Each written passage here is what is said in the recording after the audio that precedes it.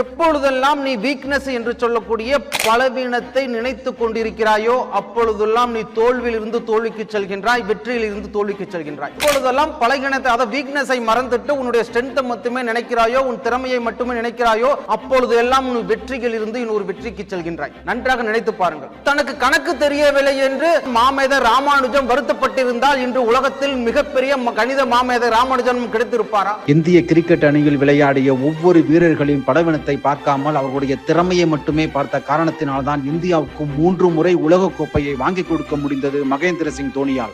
6 மாதமே முடித்த பள்ளி வகுப்பிலேயே ஆசிரியரால் தூக்கி எறியப்பட்ட எடிசன் தனக்கு படிப்பே வரவில்லை என்று நினைத்திருந்தால் 1093 கண்டுபிடிப்புகளுக்கு உரிமையாளராக மாறி இருப்பாரா? தன்னொரு கல்லூரியை படிக்க முடியவில்லையே என்று நினைத்திருந்தால் பில் கேட்ஸ் தான் உலக பணக்காரர்கள் ஒருவராக வந்து இருக்க முடியுமா?